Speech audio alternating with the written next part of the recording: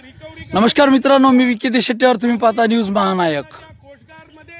आपल्यासोबत आहे रजनीकांत भैया बोरेले, सामाजिक कार्यकर्ता, आरटीआय कार्यकर्ता।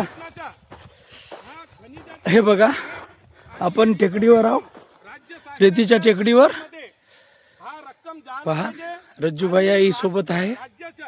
आता तुम्हाला दाखवतो रेती। हे बघा, भयानक मोठा साठा रेतीचा। हे इथून सुरुवात होत आहे, तिथून। आणि हे बघा, रजनीकांत भैया बोरेले फेसबुक लाईव्ह मध्ये बोलत आहे। हे बघा, हे बघा, तुम्ही दूर दूर पर्यंत पाहता। वाढू देण्यात यावी आणि इथं हे बघा, लावण्यात यावी, जेणेकरून हा राज्य शासनाच्या खनिज पहा मित्रांनो, तुम्हीही पाहता आणि आश्चर्यचकित करत असालच, मला असं वाटते। पहा, वरून आपण कॅमेऱ्यात कैद करत आहोत। हे बघा, सर्वात टॉप। हे बघा, याची उंची जवळपास 40 फूट उंच आहे। 40 ते 50 फूट उंच टेकडी बनवलेली आहे रेतीची। हा, हे बघा, हे बघा मित्रांनो, किती भयानक हा दृश्य आहे।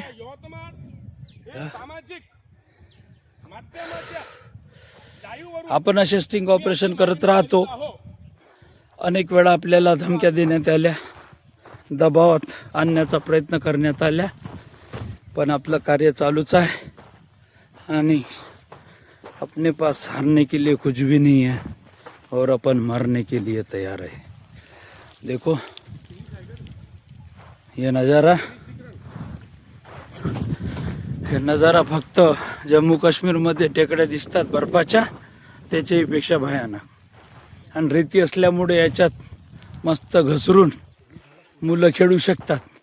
आणि हे जे मैदान दिसत आहे तुम्हाला, याच्यावर कमीत कमी व्हॉलीबॉल हे जर रेती लेवल केली वर, तर नक्की या ठिकाणी व्हॉलीबॉल खेळू शकतो आपण।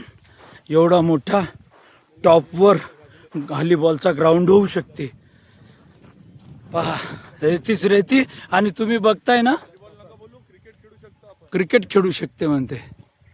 हे जंगल आहे, टेकडी आहे, सागाचे ढाळ दिसत आहे। याच्यावरून एक अंदाज आपण नक्की लावू की हे जागा वन विभागाची असू शकते।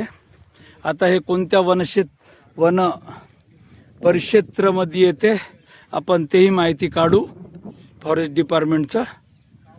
हे आहे रजनीकांत बोरेले, यांच्यासोबत अजून आपण मुलाखत घेऊया। पाहत राहा न्यूज महानायक।